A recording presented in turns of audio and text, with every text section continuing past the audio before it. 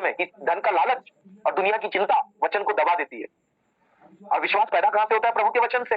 इसीलिए बहुत बड़ा स्टेटमेंट है ये कि जो विश्वास करता है उसका ध्यान प्रभु, उसके वादे, उसके वचन की ओर रहता है। लेकिन जो विश्वास नहीं करता उसका ध्यान जो है ना, वो चिंता की ओर रहता है और वो अपने जीवन काल में सब चीजों से निकलने और निपटने की कोशिश करता है और उलझता चला जाता है और उसे लग रहा होता है मुझे अकेले ही लड़ना है, तो और डिप्रेस्ड होता जाता है। लेकिन यहाँ पर हम एक शक्तिशाली सामर्थ को देखते हैं, किसी के साथ होने का एहसास। विषय पर ध्यान दे, विषय यह है प्रार्थना और भक्ति का जीवन।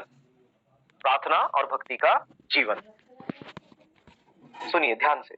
प्रार्थना का मतलब है परमेश्वर के साथ बात करना और परमेश्वर को सुनना और सुनाना। जब हम प्रार्थना करते हैं तो वहां पर हम प्रभु से बातें करते हैं, उसमें दो आदान प्रदान होते हैं। हम सुनते की कोशिश करते हैं और हम प्रभु को सुनाते हैं। मतलब जो भी हम प्रार्थना कर रहे हैं, अपने शब्द, अपना दिल, अपना मन प्रभु के आगे आप और मैं रखते हैं। जब आप प्रार्थना करते हैं तो आप अधिकारी और ईमानदार होना चाहिए। जैसे कि बाइबल बताती कि कैसे यीशु मसीह ने परमेश्वर के साथ बात की और अपने शिष्यों को भी सिखाया। ठीक है, वास्तव में किसी व्यक्ति को जानने के लिए आपको उस व्यक्ति के साथ नियमित समय बिताना और वार्तालाप करना जरूरी है। ये उदाहरण आप और मैं सब जानते हैं। लेकिन जब मैंने इस पे मनन किया तो मुझे सिर्फ ऐसा नहीं लगता कि किसी व्यक्ति को जानने के लिए ही उसको समय देना जरूरी है। ईच एंड एवरीथिंग, हर वो चीज जिसे हम जानना और समझना चाहते हैं, उसके लिए हमें समय देना होता है या उसके साथ हमें समय बिताना होता है।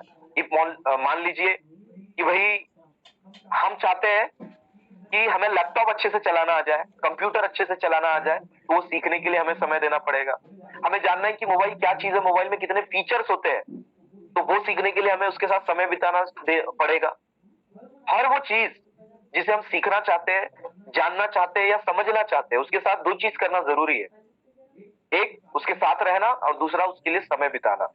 तब उस चीज का हम बेनिफिट ले पाते हैं। तो उसी में से आप और मैं ये जो अभी कर रहे हैं वो ये चीज है कि हम प्रभु की संगति में समय दे रहे हैं। हम जितना अधिक इसमें समय देंगे उतना ज्यादा हम सीख सकेंगे, समझ सकेंगे और जान सकेंगे। तो ये केवल ना प्रभु का या प्रभु से जुड़ने का एक तरीका है, परंतु ये सारे संसार भर में ऐसा ही काम होता है कि जिसे भी जानना है या समझना है या सीखना है तो उसे साथ होना और समय बिताना बहुत ज्यादा जरूरी है। ठीक है, तो इस समय हम प्रभु के साथ समय बिता रहे ताकि आज के विषय पे हम ध्यान दें कि प्रार्थना और भक्ति का जीवन कैसा होता है। इसी तरह यदि आप परमेश्वर के साथ घनिष्ठ संबंध रखना चाहते हैं या बनाना चाहते हैं तो केवल परमेश्वर के लिए समय निर्धारित करना सहायक होता है, जितना अधिक हम उसके साथ समय बिताएं। ठीक है, हमें प्रार्थना करने की जरूरत क्यों है, इसमें 4-5 बातें हम लोग देखेंगे जो वचनों से हमें सीखने के लिए मिलेगी कि प्रार्थना करने की जरूरत क्यों है। ठीक है, तो पहला हम देखते हैं प्रार्थना करने का परमेश्वर का आदेश है कि तुम प्रार्थना करो। और इसके पीछे गॉड क्या इंटेंशन रखते हैं, परमेश्वर क्या इंटेंशन रखते हैं, क्या मकसद रखते हैं, तो उन मकसदों को हम देखेंगे और किन जगहों पर प्रभु ने हमें आदेश दिया है कि हम प्रार्थना करें। हम सारे वचन तो नहीं देख रहे हैं परंतु कुछ वचनों को हम देखेंगे कि प्रार्थना करना परमेश्वर का आदेश है। इसे आप ध्यान रखें, परमेश्वर का आदेश है, सुझाव नहीं है, आदेश है। ठीक है ना, तो हमें प्रार्थना करना बहुत ज्यादा क्या है, जरूरी। अब इसके पहलुओं को हम समझेंगे। आपको हमेशा प्रार्थना करनी चाहिए।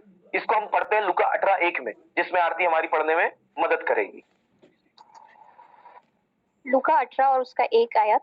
फिर उसने इसके विषय में कि नित्य प्रार्थना करना और हियाव न छोड़ना चाहिए, उसने यह दृष्टांत कहा।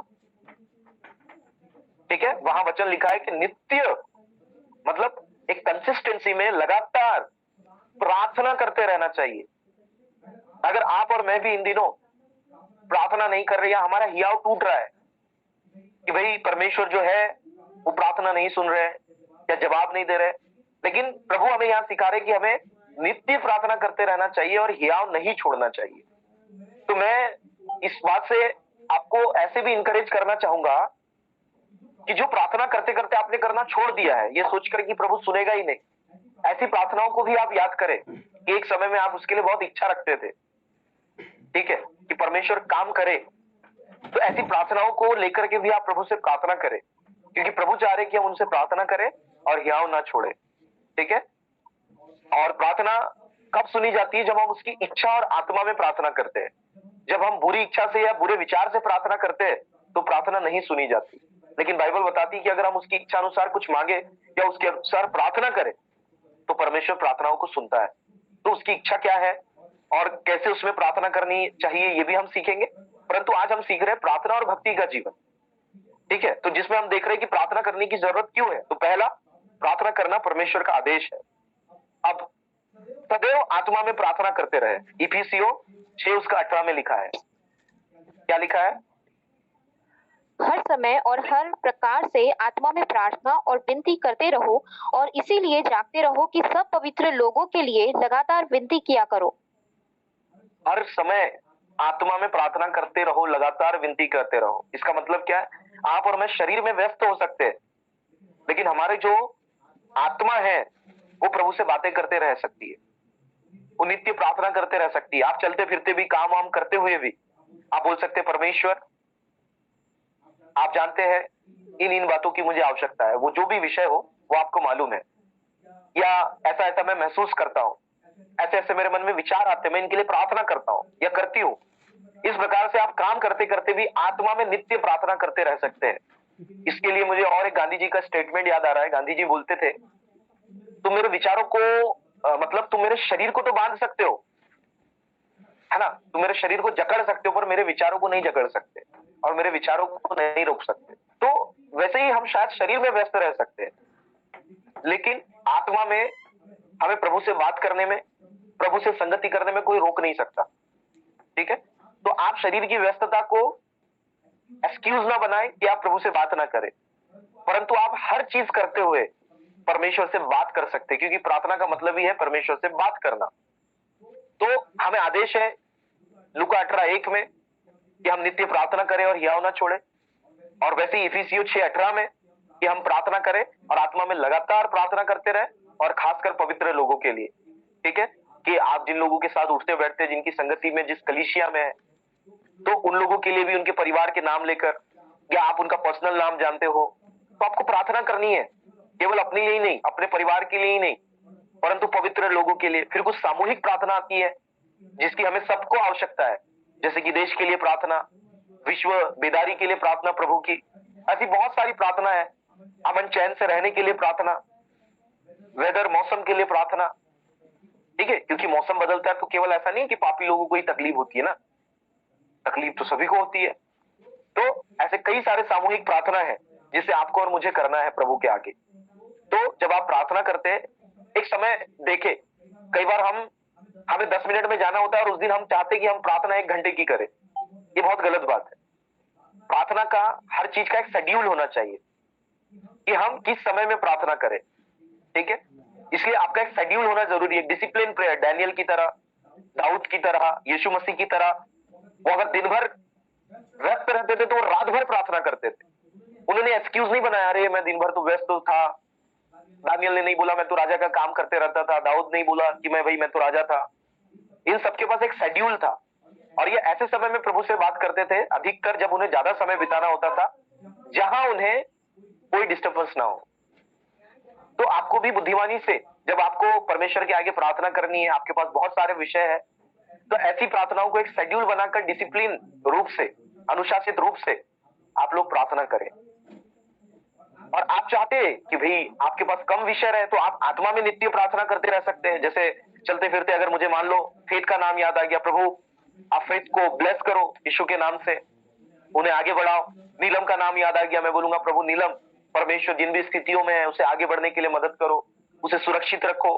तो चलते फिरते भी जब आपको लोग के नाम, चेहरे याद आए, तो आप लोग उनके लिए प्रार्थना कर सकते हैं। लेकिन साथ ही साथ एक डिसिप्लिन प्रेयर होना भी बहुत जरूरी है, जिसका एक शेड्यूल हो कि आप व्यवस्थित रूप से बैठकर एक जगह पर क्या करें, प्रार्थना करें। ये आप सबके लिए बहुत ज्यादा क्या है, जरूरी है। तो हमने पहला विषय देखा कि प्रार्थना करना परमेश्वर का क्या है, आदेश है, जिसको हमने समझा लूका 18:1 से, इफिसियों 6:18 से। अब हम दूसरा देख रहे हैं कि प्रार्थना द्वारा हम अपनी जरूरतों को दिखाते हैं और व्यक्त करते हैं, ठीक है। दूसरा जो पॉइंट है, इसमें वचन मिला है हमें पहला पतरस 5 उसका 7 वचन। अपनी सारी चिंता उसी पर डाल दो क्योंकि उसको तुम्हारा ध्यान है। इस वचन में हम देखते हैं कि परमेश्वर को हमारा ध्यान है, और जब हम प्रार्थना करते हैं तो हम अपनी चिंता उसके ऊपर डाल दे, क्योंकि वो हमारी क्या करता है, परवाह करता है। तो हम क्या महसूस कर रहे हैं, हमारी क्या जरूरत है, किन चुनौतियों, किन संघर्षों का हम सामना कर रहे हैं, ये सब हम प्रार्थना के माध्यम से परमेश्वर के आगे रखते हैं। तो दूसरा पॉइंट है कि प्रार्थना के द्वारा हम अपनी जरूरत को दिखाते हैं और परमेश्वर के आगे व्यक्त करते हैं कि पिता, हमें इन इन बातों की क्या है, जरूरत है। और प्रार्थना करने से हमें एक और भी प्रोत्साहन प्राप्त होता है कि हम अकेले नहीं हैं, परंतु प्रभु भी इस लड़ाई को लड़ने में हमारी क्या कर रहे हैं, सहायता कर रहे हैं। इस प्रकार का आश्वासन हमें प्रभु में मिलता है और इस प्रकार से हम बढ़ते चले जाते हैं, है ना। तीसरा पॉइंट है परमेश्वर की अगुवाई पाने के लिए, कि प्रभु हमें समझाए, हमें बताए कि हम किन किन चीजों को करें और कैसे करें। तो इसका हमें वचन मिलता है यिर्मयाह 33:3 में, कि प्रभु क्या कहते हैं हम सुनेंगे यहाँ पर। मुझसे प्रार्थना कर और मैं तेरी सुनकर तुझे बड़ी बड़ी और कठिन बातें समझाऊंगा जिन्हें तू अभी नहीं समझता। आमीन। वचन यहाँ पर कह रहा है कि मुझसे प्रार्थना कर, मैं तुझे सिखाऊंगा बड़ी बड़ी बातें। So many times in our life, बहुत बार हम स्पीचलेस हो जाते हैं एंड वी कांट अंडरस्टैंड कि भाई हमें क्या करना है, किस रूप से करना है, कहां जाए, क्या चीजें करें। तो ऐसे समय में प्रभु के साथ समय बिताना, प्रार्थना करना, वचनों में समय बिताना हमारे लिए बहुत प्रकार की उलझनों को दूर करता है और नए रास्तों को हमें दिखाता है कि इस रूप से आप काम करें। ठीक है, तो अभी तक अगर ये चीज नहीं पता थी तो आज हमें मालूम होना चाहिए कि भाई प्रार्थना करना प्रभु का आदेश है। प्रार्थना के द्वारा हम अपनी जरूरत को प्रभु को दिखाते हैं और व्यक्त करते हैं। तीसरी बात है कि प्रार्थना इसलिए जरूरी है कि हम परमेश्वर से अगुवाई प्राप्त कर सके, क्योंकि खुद प्रभु हमें आमंत्रित कर रहे हैं, है ना। ये वचन केवल यिर्मयाह के लिए लागू नहीं होता, परंतु हम सबके लिए, कि तू मुझसे प्रार्थना कर, मैं तुझे ऐसी बातें भी सिखाऊंगा और समझाऊंगा जिन्हें तू नहीं समझता। मतलब ऐसी ऐसी बुद्धि की बातें परमेश्वर हमें समझाएंगे और सिखाएंगे जो ना आपने और मैंने अब तक जानी है और समझी है। तो परमेश्वर अपने वचन के अतिरिक्त हमें आश्वासन देते और हमें आमंत्रित करते कि तू मुझसे प्रार्थना कर, तो मैं तुझे बड़ी बड़ी बातें क्या करूंगा, सिखाऊंगा। और चौथी बात जो यहाँ पर प्रभु बता रहे हैं, तुम्हारी जरूरत के समय में दया और अनुग्रह प्राप्त करने के लिए। अब एक चीज की ही जरूरत हमेशा नहीं है। अगर हम देखते, कभी हमें पैसों की जरूरत है तो कभी हमें शांति की जरूरत है, कभी शांति की जरूरत है तो कभी परीक्षाओं से बाहर आने की जरूरत है। मतलब अलग अलग जरूरतें हर दिन अलग रूप से हमारे सामने आती है, जिसका हम सामना करते हैं। ठीक है, और जीवन में जो लोग बोलते हैं सब ठीक है, ये सबसे बड़ा झूठ है, क्योंकि सब ठीक तो कभी नहीं होता, है ना। अगर अपन किसी से पूछते भाई बहन कैसे हो, उनका बड़ा प्यारा सा शब्द आता है सब ठीक है, लेकिन अंदर उनके चलता है क्या बताऊं मेरी बहन मेरे भाई कि क्या चल रहा है ना। वो सोचते हैं हम क्या करेंगे बता के, इससे कोई समाधान तो नहीं आएगा। इसलिए सबसे अगर पूछा जाए नॉर्मली एक सवाल कि भाई कैसे हो, तो आंसर क्या मिलता है कि सब क्या है, ठीक है, सब ठीक है, इस प्रकार का जवाब मिलता है। लेकिन अंदर से कहीं ना कहीं उनके पास एक दुख है, एक दर्द है। तो प्रार्थना हमें इसलिए करनी है कि जरूरत के समय हम प्रभु से दया और अनुग्रह को प्राप्त कर सके। अब जरूरतें हर समय एक जैसी नहीं होगी, अलग अलग चीजों की हमें जरूरत होगी। ठीक है, वो आप समझते हैं, वो आपका जीवन है, आप अपनी परिस्थिति स्थितियों को जानते हैं और उस परिस्थिति स्थितियों में आप जानते हैं कि आपको किन किन चीजों की जरूरत है और किन किन चीजों की आवश्यकता है। तो प्रार्थना के द्वारा जो चौथा पॉइंट हम देख रहे हैं, आप अपनी जरूरत को परमेश्वर के आगे दिखाते हैं। और पांचवा जो पॉइंट है वो है यीशु ने अपने संपूर्ण जीवन काल में प्रार्थना जीवन की महत्वता पर आदर प्रस्तुत किया। तो प्रार्थना के साथ हम प्रभु को ये दिखाते हैं कि हम आप पर विश्वास करते हैं, हम आप पर भरोसा करते हैं। तो ये पांचवी बात है। लेकिन चौथी बात पे हम एक वचन पढ़ लेते हैं उसके आश्वासन के लिए, इब्रानियों 4:16। इसीलिए आओ हम अनुग्रह के सिंहासन के निकट यह बांधकर चले कि हम पर दया हो और वह अनुग्रह पाए जो आवश्यकता के समय हमारी सहायता करे। आमीन।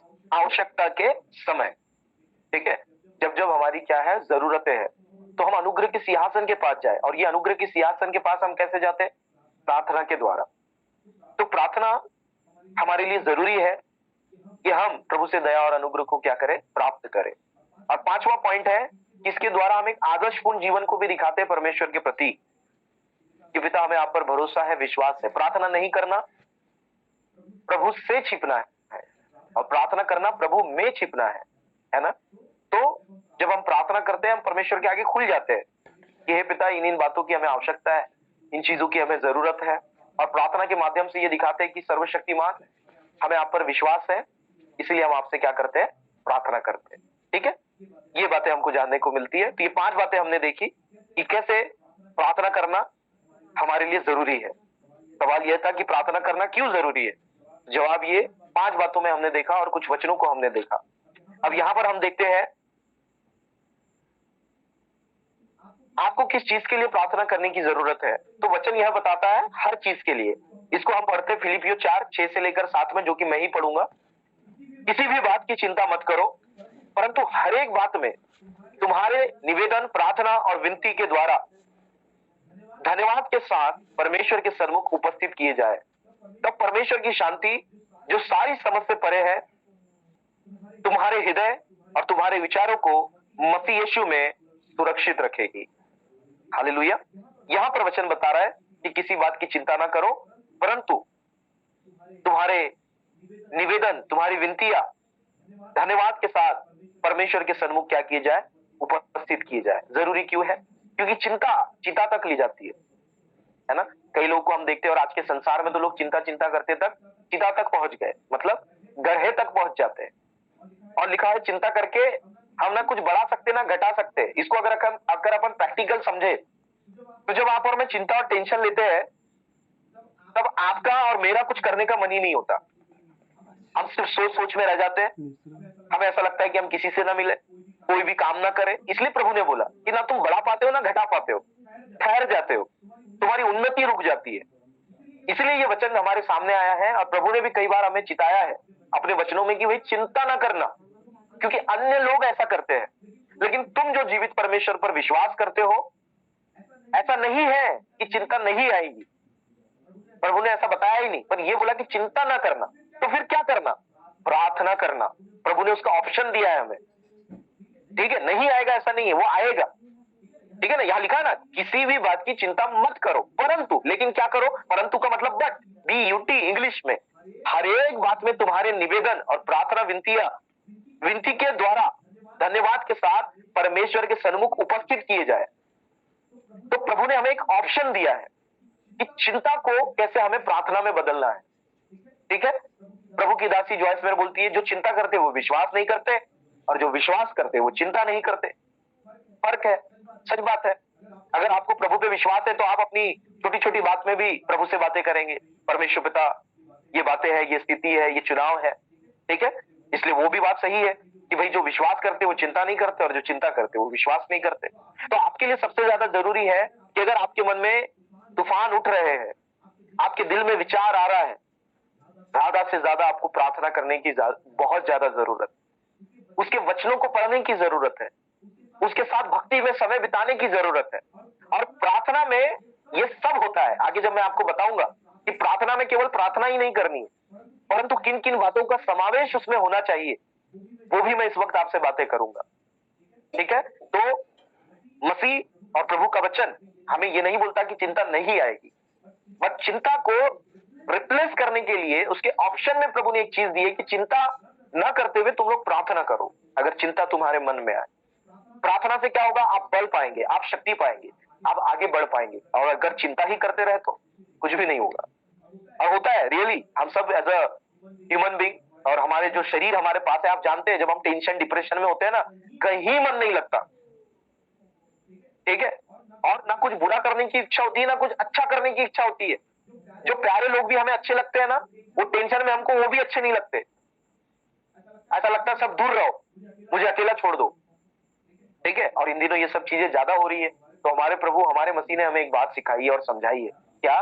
कि चिंता ना करते हुए उससे प्रार्थना, विनती और धन्यवाद के साथ प्रभु के आगे रखो। और इस स्टेटमेंट को भी याद रखो कि अगर आप विश्वास करते हैं तो आपको ऐसा करना है, क्योंकि जो विश्वास करेगा वो ज्यादा चिंता नहीं करेगा, और जो ज्यादा चिंता करता है, समझ जाइए, वो ज्यादा विश्वास नहीं करता, और उसका जो ध्यान है वो यहाँ वहां लगा रहता है प्रभु के वचन और वायदों से कहीं ज्यादा। वो अपने आप में व्यस्त है, अपनी जिंदगी को संभालने में, और वो मेहनत किए जा रहे हैं। ठीक है, और वही व्यस्त है। लेकिन विश्वास और भरोसे करने वाले व्यक्ति का ध्यान उसके वचन और उसकी आत्मा में रहता है। लिखा है ना बाइबल में कि धन का लालच और दुनिया की चिंता वचन को दबा देती है। और विश्वास पैदा कहां से होता है? प्रभु के वचन से। इसीलिए बहुत बड़ा स्टेटमेंट है ये कि जो विश्वास करता है उसका ध्यान प्रभु, उसके वादे, उसके वचन की ओर रहता है, लेकिन जो विश्वास नहीं करता उसका ध्यान जो है ना वो चिंता की ओर रहता है, और वो अपने जीवन काल में सब चीजों से निकलने और निपटने की कोशिश करता है और उलझता चला जाता है, और उसे लग रहा होता है मुझे अकेले ही लड़ना है, तो और डिप्रेस्ड होता जाता है। लेकिन यहाँ पर हम एक शक्तिशाली सामर्थ को देखते हैं, किसी के साथ होने का एहसास हमें चैन की नींद आ देता है। अब जैसे मान लो एक रूम में एक बच्चा है, वो डर गया डर गया, बोले मैंने यहाँ पर भयानक चीज देख ली या कुछ गड़बड़ हो गया, वो बच्चा डर गया मान लो, लेकिन जब उसकी माँ उसके पास जाती है और उसे थपथपाती है तो उसे साथ होने का क्या होता है, एहसास होता है। या मान लो उसकी माँ उससे दूर भी अगर वो वीडियो कॉल में भी उससे बात कर ले आज के दिन में, तो उसे शांति होती कि नहीं नहीं मैं अकेला नहीं हूं, मेरे साथ मेरी माँ है। तो ये विचार रखना कि मेरे साथ मेरा परमेश्वर है, ये भी मुझे और आपको शक्ति और सामर्थ और बल से क्या करता है, भर देता है, और हमें अकेले है ऐसा समझने नहीं देता, बल्कि चुनौतियों और परिस्थितियों का सामना करने की हमें ताकत देता है कि गॉड विथ यू, परमेश्वर आपके साथ है। ये भावना या ये मनोवृत्ति आपको बहुत ज्यादा आगे तक लेकर के जाती है। और लोग सकारात्मक होने आज की दुनिया में क्या नहीं करते, लाखों करोड़ों रुपए वो खर्च करते हैं कि सिर्फ वो सकारात्मक सोचने लगे, कई सारे काउंसलिंग सेशन लेते हैं, लेकिन हमारे खुदा के वचन से पता है आप और मैं जो है ना सकारात्मक पे सकारात्मक, सकारात्मक पे सकारात्मक बनते चले जाते हैं, और दुनिया यहाँ वहां हाथ पांव मार रही कि वो सकारात्मक हो सके, और परमेश्वर ही है जो हमें सकारात्मक बनाता है, क्योंकि गॉड इज पॉजिटिव गॉड, ठीक है। और उसका वचन जो है वो भी हृदयों को छेद देने वाले वचन है, जो हमें उठाकर क्या करते हैं, खड़ा करते हैं। तो ये चीज आपको अपने अंदर रखनी है, अपनी आत्मा में रखनी है। अब प्रार्थना में शामिल बातों को जरा समझेंगे। प्रार्थना में शामिल होना चाहिए स्तुति और आराधना। परमेश्वर के चरित्र और पवित्रता की स्तुति करो। वह सृष्टिकर्ता, संयोजक, सर्वज्ञानी, सर्वशक्तिमान, प्रेम पूर्ण और सच्चा है। भजन संहिता 147 उसका 5 हम पढ़ेंगे, जहां वचन हमें बताता है कि हमें प्रभु की स्तुति करना चाहिए प्रार्थना में। इन दिनों हालांकि आप जो है सभी लोग जो एपोस्टोलिक प्रेयर वर्ड्स है वो भी आप लोग बोल रहे हैं, स्वर्गीय प्रार्थना भी आप लोग कर रहे हैं, पर्सनल प्रेयर भी कर रहे हैं, लेकिन आज हम कुछ और चीजें उसमें ऐड करना चाह रहे हैं। ये जो बातें हम लोग देखेंगे मिनिमम इसमें 10 बातें। तो पहली बात हम देख रहे हैं कि हमें स्तुति करना चाहिए परमेश्वर की। इसके लिए हम वचन पढ़ रहे हैं भजन संहिता 147 उसका 5 वचन। हमारा प्रभु महान और अति सामर्थी है, उसकी बुद्धि अपरंपार है। हमें इस प्रकार से आप वचनों का उपयोग करते हुए, या जितना आप उसको जानते और समझते हैं, और उसकी सर्वज्ञानी को आप जितना जानते हैं, उसकी शक्ति को जितना आप जानते हैं, उसकी सृष्टि को आप जितना समझते हैं, उतना आप प्रभु से उसके लिए स्तुति कर सकते हैं, शब्दों के द्वारा, गीतों के द्वारा, आराधना के द्वारा। इस प्रकार से जब भी आप प्रार्थना करने जाए, आपकी प्रार्थना में एक चीज शामिल होना चाहिए, वो है स्तुति, कि आप प्रभु की क्या करें, स्तुति करें। दूसरी बात है प्रभु को धन्यवाद दे, प्रभु को धन्यवाद दे। इसके लिए हम फिलिपियो 4 उसका 6-7 पढ़ लेंगे। किसी भी बात की चिंता मत करो, परंतु हर एक बात में तुम्हारे निवेदन, प्रार्थना, विनती के द्वारा धन्यवाद के साथ परमेश्वर के सम्मुख उपस्थित किए जाए, तब परमेश्वर की शांति। ओके, यहाँ पर लिखा है जब परमेश्वर की शांति तुम्हारे हृदय में क्या करेगी, वास करेगी। अब सवाल ये उठता है कि भैया अगर मैं दुखी हूं तो मैं फिर कैसे धन्यवाद दूं? तो क्या होता है ना, जैसे परमेश्वर के साथ चलते चलते आपके और मेरे पास कई सारी गवाहियां होती है जो परमेश्वर ने हमारे जीवन में काम किया है। तो उन बातों को याद करके आपको प्रभु को धन्यवाद देना है, बोलना है हे पिता धन्यवाद, एक समय मेरे मन में मौत के विचार आ रहे थे, लेकिन उन मौत के विचारों से आपने मुझे आजाद किया। प्रभु मुझे डर लगा करता था, मेरे डर से आपने मुझे छुड़ाया। प्रभु हम अच्छे से बोल नहीं पाते थे, आपने बोलने का हियाव दिया। लेकिन परमेश्वर, अब प्रार्थना शुरू होगी। अभी हमने धन्यवाद दिया, पहले हमने स्तुति की, फिर हमने धन्यवाद किया, और वचन बोल रहा है धन्यवाद देने के लिए। पर मुश्किल कब होती है पता है कि जब सब कुछ अच्छा है तो हम तो धन्यवाद धन्यवाद बोल सकते हैं, लेकिन जहां पर बात आ जाती है कि यार आज हम दुखी है, तो उस समय हमारे मुंह से धन्यवाद नहीं निकल रहा होता है। तो ऐसे में हमें क्या करना है कि जो पुरानी बातें जो परमेश्वर ने हमारे जीवन में किया, उसके लिए प्रभु को धन्यवाद देना है कि हे पिता आपने, मैं उस घड़ी परीक्षा में था और मुझे बहुत सारी जरूरतें थी, आपने मेरी जरूरतों से मुझे छुड़ाया, लेकिन आज प्रभु मैं दुखी हूं, मैं धन्यवाद देता और देती हूं उन बातों के लिए जो आपने बीते जीवन में मेरे साथ किया, और अपनी भलाई और अपनी विश्वास योग्यता मेरे साथ प्रकट की। लेकिन आज परमेश्वर, मैं दुखी हूं इस बात के लिए, मेरे मन में चिंता है इस बात के लिए, और ये मैं विनतियों के द्वारा, प्रार्थना के द्वारा आपके सम्मुख रखता और रखती हूं। समझ में आ रहा है? विषय को ध्यान से समझना है। जब हम खुश आनंदित है तो धन्यवाद देना बहुत आसान है। लेकिन मान लो आज आपको धन्यवाद देना और आज बहुत दुखी है आप, या आपका मन उदास है, तो आज जब आपको धन्यवाद देने के लिए बोले तो आपके मुंह से आवाज ही नहीं निकल रही। क्यों? कि बोले क्या धन्यवाद दूं, आज मैं बहुत दुखी हूं। तो ऐसे समय में मैं क्या करता हूं, वो मैं आपको बता रहा हूं। मैं पुरानी चीजों को याद करता हूं कि कैसे परमेश्वर ने मुझे कहां से उठाया, अभी तक उसने कैसे मुझे संभाला, अभी तक कैसे मुझे चलाया। और फिर मैं प्रभु को बात करता हूं कि पिता, जब आपने इतनी बड़ी बड़ी चुनौतियों से मुझे छुड़ाया, आज मैं दुखी हूं इस बात के कारण, मुझे विश्वास है प्रभु आप इस दुख से भी मुझे छुड़ाओगे, आप मुझे इससे भी आजाद करोगे। तो हम ये आपको बता रहे हैं कि आप कैसे स्तुति करें, कैसे आराधना करें और कैसे प्रभु को धन्यवाद दें। अब आता है कि वचन पढ़े। ठीक है, वचन पढ़े, पहला यूहन्ना उसका 2 अध्याय 3 और 5। यदि हम उसकी आज्ञाओं को मानेंगे तो इससे हम जान लेंगे कि हम उसे जान गए हैं। जो कोई यह कहता है मैं उसे जान गया हूँ और उसकी आज्ञाओं को नहीं मानता, वह झूठा है और उसमें सत्य नहीं। पर जो कोई उसके वचन पर चले, उसमें सचमुच परमेश्वर का प्रेम सिद्ध हुआ है। इसी आमीन। से हम जानते हैं कि हम उसमें हैं। आमीन। जो व्यक्ति आज्ञाओं को मानता है, ये वो दिखाता है कि वो प्रभु को जानता है और उसके साथ रहता है। और ऐसा व्यक्ति जो बोलता जरूर है कि मैं जानता हूं, लेकिन उसकी आज्ञाओं को नहीं मानता, तो मैं ऐसा नहीं कह रहा हूं, बाइबल ऐसा बता रही कि वो झूठा है। यहां से एक सवाल उठता है, हालांकि हमारा विषय नहीं, फिर भी हम इसको सवाल पूछ रहे हैं। आपको और मुझे देखना है, कहीं आप और मैं भी सिर्फ यह बताते तो नहीं फिरते कि परमेश्वर को हम जानते हैं, हम समझते हैं, हम इतने सालों से विश्वास में हैं, और हम उसकी आज्ञाओं को नहीं मानते। तो ये चीज भी हमें दिखाता है कि कहीं ना कहीं आप और मैं झूठ बोल रहे हैं। लेकिन जो वचन है, उसकी आज्ञा है, अगर आप और मैं उसको मानते हैं, तो ये चीज दिखाती है कि ये व्यक्ति परमेश्वर पे विश्वास करता है, भरोसा करता है, और उसकी आज्ञाओं को क्या करता है, मानता है। अब उसकी आज्ञा मानने के लिए क्या करना पड़ेगा? उसका वचन पढ़ना पड़ेगा। उसका वचन पढ़ेंगे तभी हम उसे जान पाएंगे, उसकी आज्ञाओं को समझ पाएंगे। इसलिए यहाँ पर लिखा है, पहला स्तुति करे, धन्यवाद दे, वचन पढ़े। आप कहीं से भी शुरू कर सकते हैं। आप पहले वचन पढ़ सकते हैं, या तो स्तुति कर सकते हैं, आप धन्यवाद दे सकते हैं, या फिर वचन पढ़ सकते हैं, या पहले वचन पढ़ सकते हैं। ये डिपेंड ऑन यू है, ये आप पर निर्भर करता है कि आप इसे कैसे करेंगे। पर प्रभु के साथ समय बिताने में, प्रभु के साथ आगे बढ़ने में, उन चीजों में किन किन चीजों का शामिल होना जरूरी है, वो आपको बताया जा रहा है कि प्रार्थना में कितनी चीजें शामिल होना चाहिए। कि आप प्रभु की स्तुति करें, प्रभु को धन्यवाद दे, वचन पढ़े, और साथ ही साथ यहाँ पर बताया जा रहा है कि वचनों से प्रार्थना करे, प्रभु के वचनों से प्रार्थना करे। बाइबल में बताई गई प्रार्थनाओं के द्वारा प्रार्थना करे, जैसे कि मत्ती 6:9-13 स्वर्गीय प्रार्थना वहां पर बताई गई है ना, कि हे पिता तेरा राज्य आवे। तो वचनों को और उसके भेदों को और ऐसी प्रार्थनाओं को जो बाइबल में है, उनका सहारा लेते हुए आप लोग अपनी प्रार्थना को सुंदर से सुंदर बना सकते हैं, और उन प्रार्थनाओं को लेकर के आप प्रार्थना कर सकते हैं, जिसमें मत्ती 6:9-13 है, जहां स्वर्ग की प्रार्थना बताई गई, ये हमारे पिता आप जो क्या है, स्वर्ग में है, आपका राज्य आवे, आपकी इच्छा जैसे स्वर्ग में पूरी होती है, वैसे इस पृथ्वी पर भी पूर्ण हो।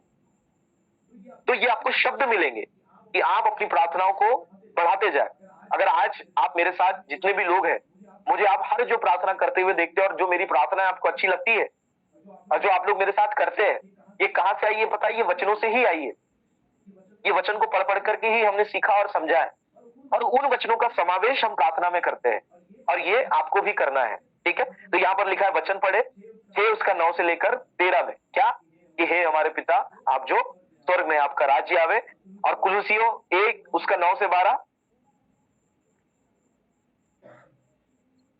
इसीलिए जिस दिन से यह सुना है, हम भी तुम्हारे लिए यह प्रार्थना और विनती करना नहीं छोड़ते कि तुम सारे आत्मिक ज्ञान और समझ सहित परमेश्वर की इच्छा पहचान में परिपूर्ण हो जाओ, ताकि तुम्हारा चाल चलन प्रभु के योग्य हो और वह सब प्रकार से प्रसन्न हो, और तुम में हर प्रकार के भले कामों का फल लगे, और तुम परमेश्वर की पहचान में बढ़ते जाओ, उसकी महिमा की शक्ति के अनुसार सब प्रकार की सामर्थ्य से बलवंत होते जाओ, यहाँ तक कि आनंद के साथ हर प्रकार से धीरज और सहनशीलता दिखा सको, और पिता का धन्यवाद करते रहो, जिसने हमें इस योग्य बनाया कि ज्योति में पवित्र लोगों के साथ मिरास में सहभागी हो। उसी ने हमें अंधकार के वश से छुड़ाकर अपने प्रिय पुत्र के राज्य में प्रवेश कराया। आमीन। यहाँ पे हम क्या देख रहे हैं, प्रभु के दास को प्रार्थना करते हुए वो लोगों को बता रहे हैं कि हम आपके लिए किन किन बातों के लिए प्रार्थना करते हैं। तो यहाँ से आप शब्द ले सकते हैं, वहां पर लिखा है उनके जीवन के लिए, दान वरदानों के लिए, उनके आत्मिक ज्ञान के लिए प्रभु के दास उनके लिए प्रार्थना करते थे। तो वहां से आप शब्द ले सकते हैं कि हे पिता, मुझे आपके आत्मिक ज्ञान में, आपकी परिपूर्णता में, आपके वरदानों में बढ़ने के लिए मेरी सहायता करें, एक सही चाल चलन रखने में मेरी सहायता करें। ये शब्द आप इन वचनों को पढ़ पढ़कर वहां से अंडरलाइन करके निकाल सकते हैं और अपने लिए प्रभु की इच्छा अनुसार सुंदर प्रार्थना को आप बना सकते हैं और आपकी भी इच्छा उसमें आप शामिल कर सकते हैं। तो ऐसे ऐसे शब्दों में आपको प्रभु से प्रार्थना करना है ना। फिर यहाँ पर इफिसियों 1 उसका 15-23 में भी एक प्रार्थना हुई है, पढ़ेंगे जल्दी से।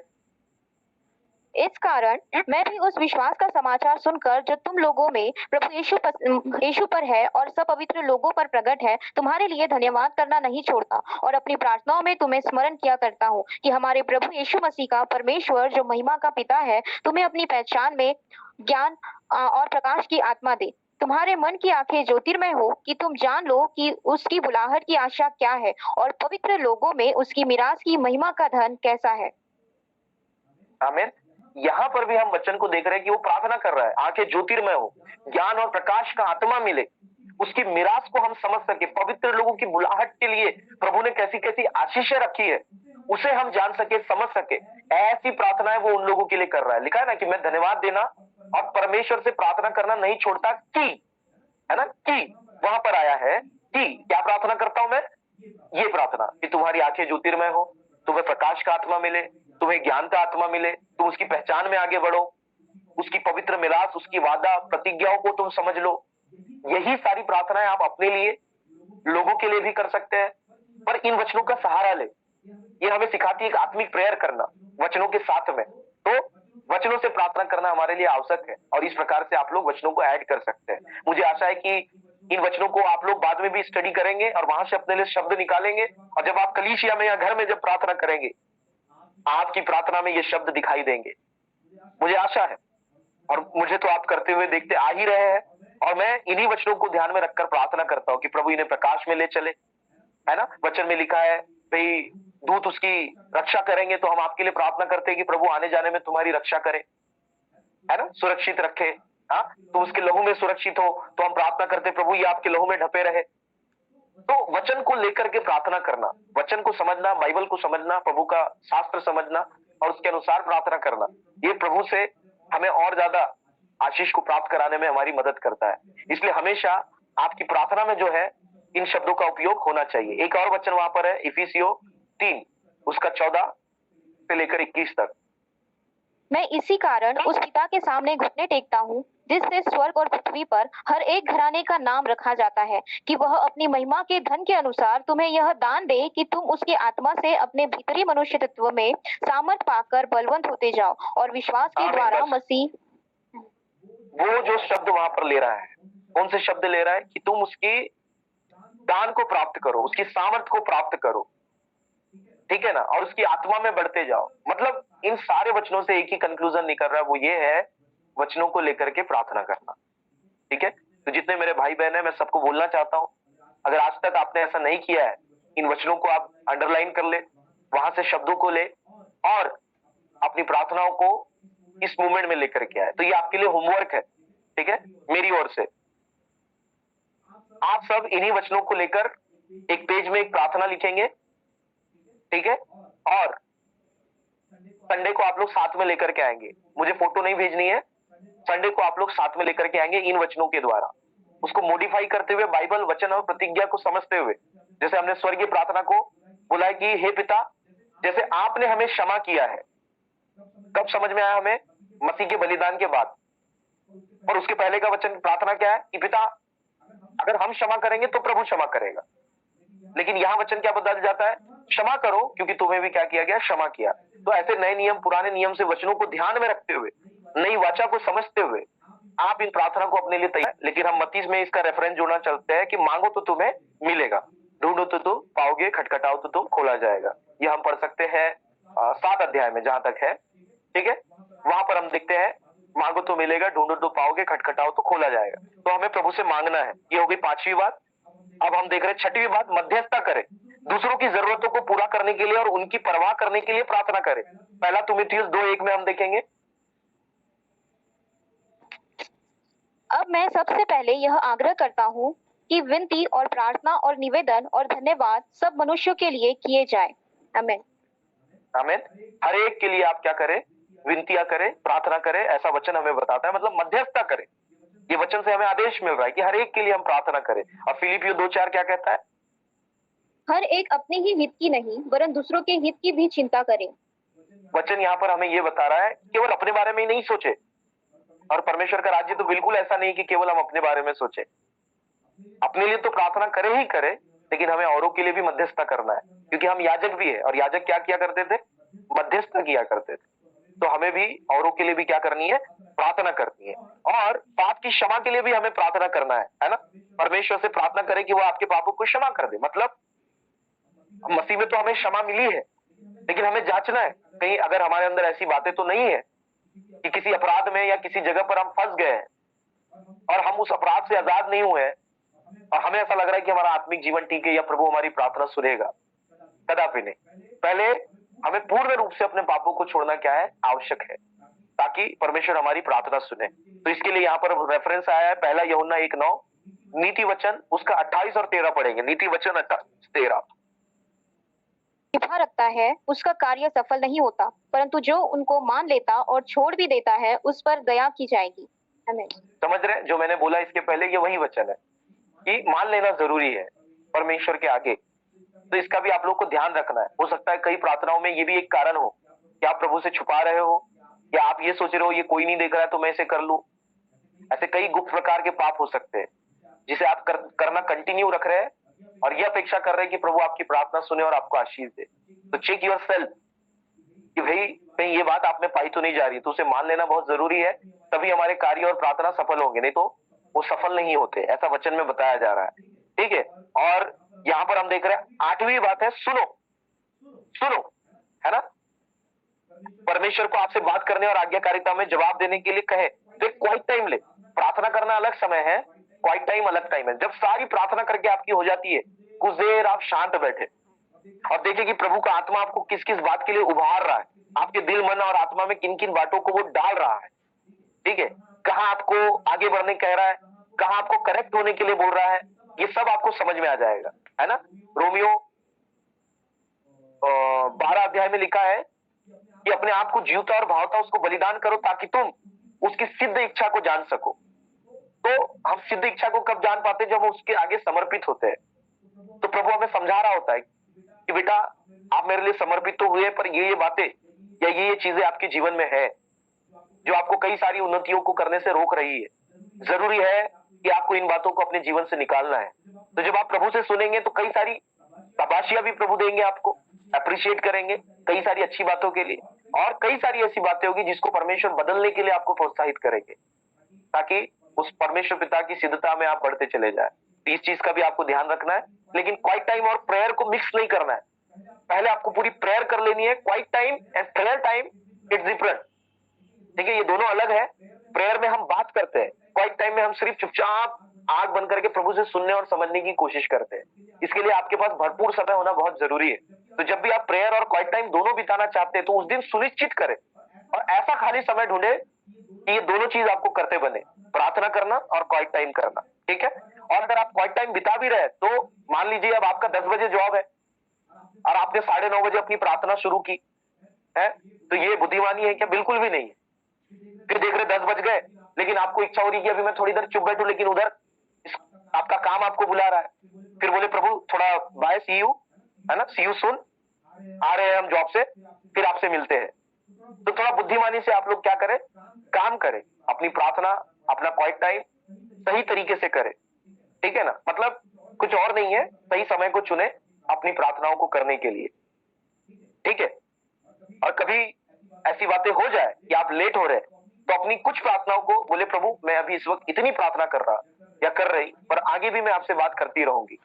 और फिर उसके बाद अपना आमीन विराम देकर के अपने काम को निकल गए और आत्मा में प्रार्थना करते रहे। या तो फिर जब आप वापिस आएंगे तब जो प्रार्थना आपकी छूट गई थी उस प्रार्थना से आप लोग कंटिन्यू कीजिए। लेकिन ऐसा कई बार ऐसा टाइम आ जाता है, इसलिए मैं ये ऑप्शन भी आपको बता रहा हूं। लेकिन आप ये नहीं चाहते तो आपको एक चीज करनी है कि आप जो है सही समय को चुने। तो 8वीं बात की सुनो, और 9वीं बात है प्रतीक्षा करो। मतलब प्रतीक्षा करना है, याव नहीं छोड़ना है। जैसे भजन संहिता उसका 100 उसका 3 में लिखा है, पढ़ो। निश्चय जानो कि यहोवा ही परमेश्वर है, उसी ने हमको बनाया और हम उसी के हैं, हम उसकी प्रजा और उसकी चराई की भेड़ें हैं। आमीन। आमीन। यह है भजन संहिता 103, और भजन संहिता उसका 25 उसका 5 पढ़े। मुझे अपने सत्य पर चला और शिक्षा दे, क्योंकि तू मेरा उद्धार करने वाला परमेश्वर है। मैं दिन भर तेरी ही बाट जोता रहता हूँ। आमीन। यहाँ क्या बोल रहा है वो बाट जो रहा है किसकी? परमेश्वर की। प्रतीक्षा करना। जब आप प्रार्थना करते हैं तो उन उत्तरों के लिए भी आपको प्रतीक्षा करनी है, मतलब वहीं बैठे नहीं रहना है, प्रतीक्षा करना सीखना है कि जब आपने प्रार्थना की है तो परमेश्वर उसका प्रतिफल लेकर के आएगा, प्रभु उसका काम करेगा। बस आपको आगे बढ़ते जाना है परमेश्वर के साथ, लेकिन अपने दिल में एक इंतजार रखना है कि जो प्रार्थना हमने की है परमेश्वर जरूर इसका जवाब देंगे। ठीक है, इन बातों को भी हमें समझना है। तो 9वीं बात है प्रतीक्षा करना, और 10वीं बात है ध्यान से सुनना। ये आता है पहला यूहन्ना उसका 4:16 में, पढ़ो। जो प्रेम परमेश्वर हमसे रखता है उसको हम जान गए और हमें उसका विश्वास है। परमेश्वर प्रेम है और जो प्रेम में बना रहता है वह परमेश्वर में बना रहता है और परमेश्वर उनमें बना रहता है। आमीन। तो 9वीं बात में हमने देखा प्रतीक्षा करो, अर्थात शांत रहो और परमेश्वर को आपके विचारों को नेतृत्व करने की अनुमति दो। 10वीं बात में हमने देखा ध्यान से सुनो, उन चीजों पर विचार करें जिन्हें आपने परमेश्वर से और पवित्र शास्त्र से सुना है। मतलब उसको मनन करो, ध्यान से सुनना, उनको मनन करना है जो आपने परमेश्वर उसके वचन और पवित्र शास्त्र से सुना है। तो ये 10 बातें हमें अपनी प्रार्थनाओं में शामिल करनी है। पहला, स्तुति करना है, धन्यवाद देना है, वचन पढ़ना है, वचनों से प्रार्थना करना है, मांगना है, मध्यस्थता करना है, पापों की क्षमा मांगनी है, सुनना है, प्रतीक्षा करना है और ध्यान से सुनना है। ये 10 बातें आपके जीवन में शामिल होनी चाहिए। अब स्टेटमेंट आपके लिए, जैसा कि आप प्रार्थना में प्रभु की बात जोते हैं तब हमेशा परमेश्वर की ओर से 3 संभव उत्तर हमें मिलते हैं, हाँ, नहीं या इंतजार करें। परमेश्वर जवाब नहीं देते हैं, आपको सहनशील होना चाहिए। परमेश्वर की तरफ हमारी केवल प्रतिक्रिया आज्ञाकारिता ही होना चाहिए। तो प्रभु के जवाब 3 बात रूप से आते हैं, हाँ और नहीं, या तो फिर इंतजार करें। तो जिन बातों के लिए नहीं आ रहा है उसको भी आप समझ लें, जिन बातों के लिए हाँ आ रहा है वो आपको होता हुआ दिखाई दे देगा, और जिन बातों के लिए आप प्रार्थना कर रहे हैं उन बातों के लिए परमेश्वर आपको इंतजार करने के लिए कहते हैं। तो आज हम यहाँ पर विराम देते हैं, कल हम और कंटिन्यू करेंगे प्रभावी प्रार्थना की कुंजी। हम देखेंगे कि हम कैसे प्रार्थना करें कि परमेश्वर हमारी प्रार्थनाओं को सुने। तो अभी तक हमने 2 लेसन सीखे। पहला कि भाई प्रार्थना करना क्यों जरूरी है, और दूसरा प्रार्थना में क्या क्या चीजें शामिल होनी चाहिए। ये बातें हमने मनन की है। तो आप सब लोग इसको अंडरलाइन कर लें, इन वचनों को फिर से अध्ययन करें, पढ़े, और प्रभु आप सबको इन वचनों के साथ आशीर्वाद दे और आगे बढ़ाता चला जाए। ठीक है, तो आज जितने लोग जुड़े उन सबको परमेश्वर आशीष दे।